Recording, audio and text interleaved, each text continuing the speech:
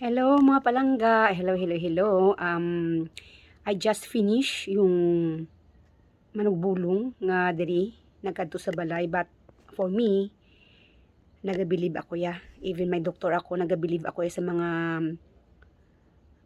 ginatawag na albularyo, mga nagapabutbut, and hindi ka mo magpati ya. Nakita gid sang duha ko ka mata ha. Hindi niya himo-himo. Ang ginhimo niya nga pabutbut sa akon is itlog. Nga before siya nagkadto diri na orasyonan niya na dito sa ila. So of course nakita akong itlog bilog ang itlog. Bilog nga hindi pa siya nabrihan.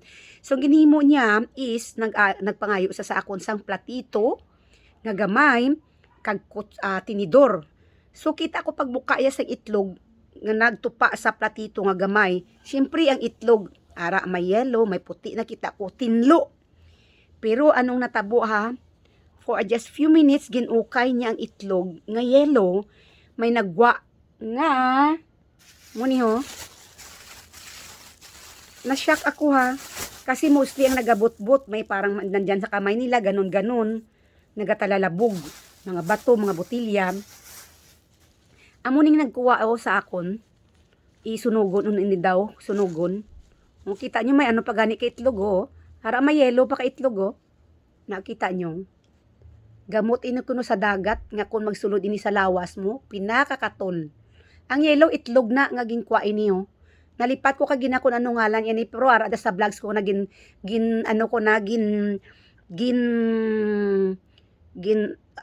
upload ko na amo ni nakwa. So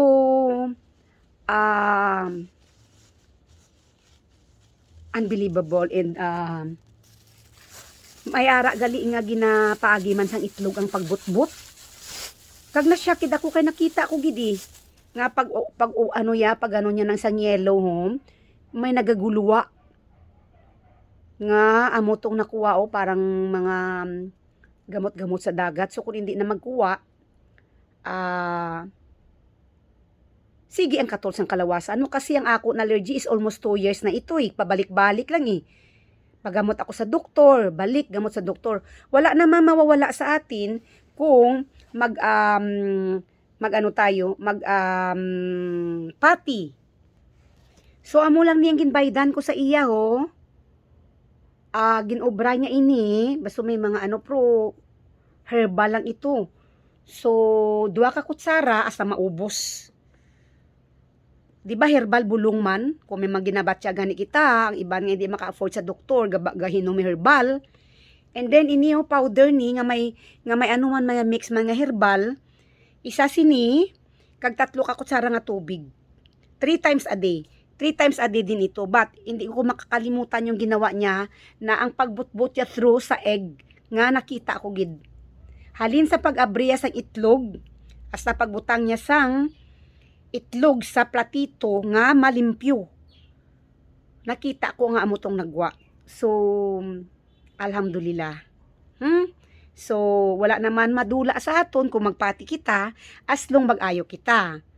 And shout out sa mga supporters namon dyan. Pakishare-share ng mga videos. Bless us all for today. Magaling na po ako.